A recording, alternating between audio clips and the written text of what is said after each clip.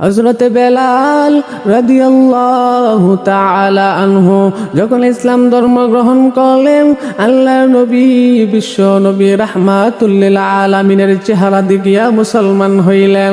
বেলাল রাদিয়াল্লাহু তাআলা আনহু উনি ছিলেন উমাইয়া ইবনে খালফের গোলাম। উনি ইসলাম ধর্ম গ্রহণ করার জন্য আল্লাহর নবী বিশ্ব নবী রাহমাতুল লিল আলামিনের কাছে আসলেন। ও নবী, মায়ের নবী, বিশ্ব নবী রাহমাতুল লিল আলামিন, আপনি আমাকে মুসলমান বানায় দেন, আপনি আমাকে ইসলাম ধর্ম গ্রহণ করায়া দেন। বেলাল রাদিয়াল্লাহু তাআলা আনহু ইসলাম ধর্ম গ্রহণ করে নিলেন। আল্লাহর নবী বিশ্ব নবী রাহমাতুল লিল আলামিন উনি বেলালকে ইসলাম ধর্ম গ্রহণ করাই দিলেন।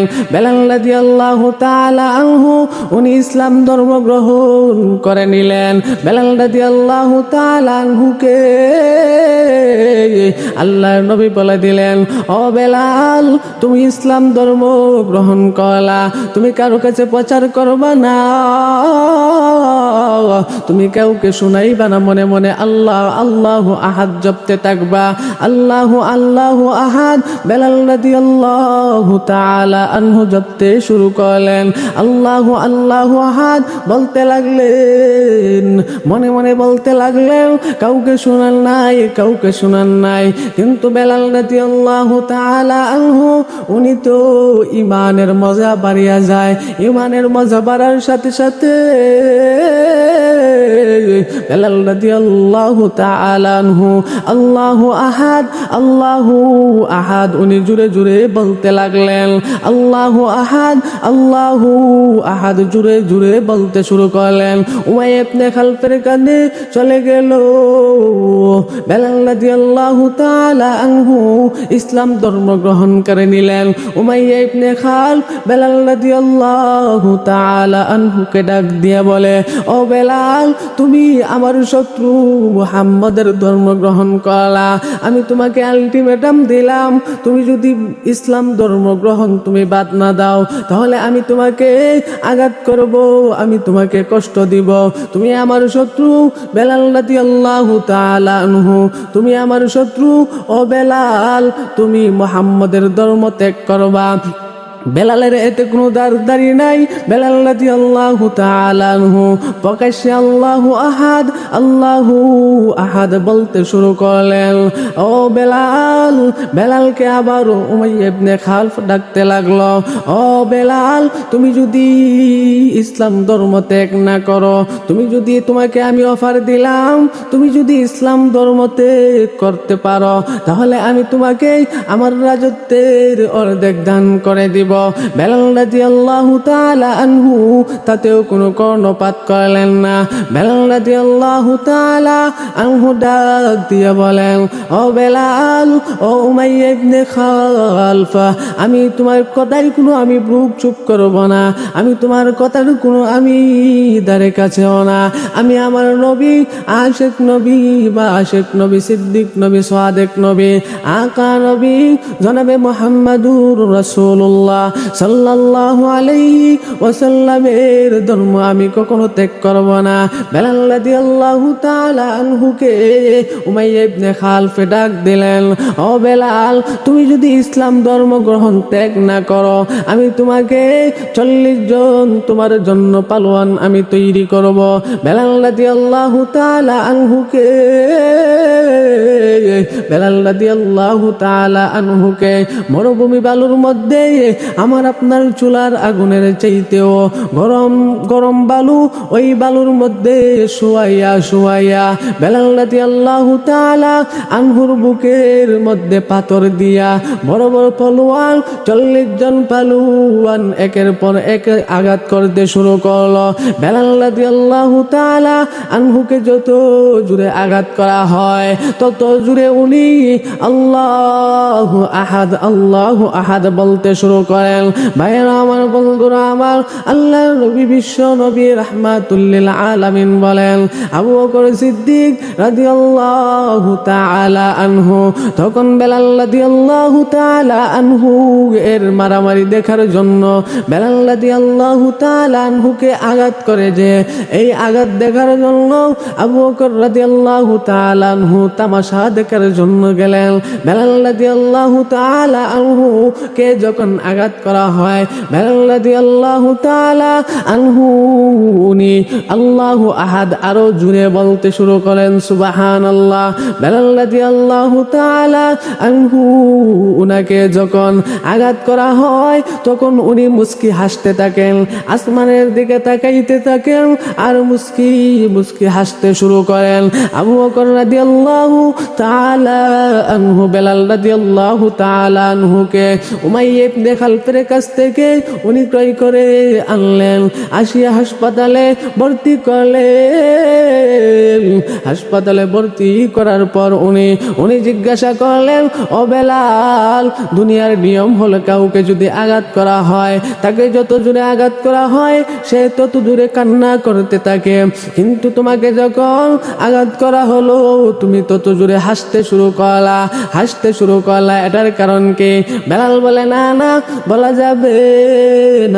যাবে না। আবু বকর রাদিয়াল্লাহু তাআলা আনহু উনি বেলাল রাদিয়াল্লাহু তাআলা আনহুকে বললেন, ও বেলাল, তুমি বলো। বেলাল রাদিয়াল্লাহু তাআলা আনহু বাধ্য হয়ে বললেন, ও আবু বকর, বন্ধু আমার, তুমি শুনে নাও, যখন আল্লাহ রাব্বুল আলামিন যখন উমাইয়া ইবনে খালফের পালোয়ানগুলা আমাকে আঘাত করতে থাকে তখন আল্লাহ রাব্বুল আলামিন আসমানের থেকে মুস্কি হাসি দেন, ওই হাসি দেখে আমি বেলাল হাসতে শুরু করি, সুবহানাল্লাহ। মদিনার মধ্যে একজন সাহাবী ছিলেন, তার নাম ছিল জুলাইবিব রাদিয়াল্লাহু তাআলা আনহু। মসজিদে নববীর মধ্যে বেলাল রাদিয়াল্লাহু তাআলা আনহুর বন্ধু জুলাইবিব রাদিয়াল্লাহু তাআলা আনহু মদিনার মধ্যে একজন সাহাবী ছিলেন। জুলাইবিব রাদিয়াল্লাহু তাআলা আনহু মসজিদে নববীর মধ্যে সব সময় ঘুমাইয়া থাকতেন। দরিদ্র সাহাবী, খুব গরিব সাহাবী জুলাইবিব রাদিয়াল্লাহু তাআলা আনহু, গায়ের মধ্যে কোনো ভালো জামা কাপড় নাই।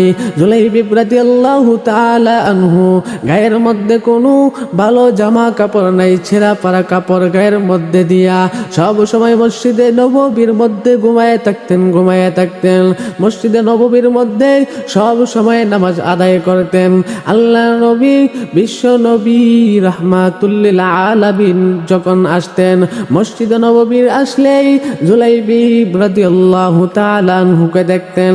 জুলাইবিব রাদিয়াল্লাহু তাআলা আনহু উনি খুব গরিব ছিলেন, গায়ের মধ্যে কোনো ভালো জামা কাপড় নাই, পরনের মধ্যে কোনো ভালো জামা কাপড় নাই, খাওয়ানোর মতো কোনো জায়গা নাই, পড়ার মতো কোনো জায়গা নাই।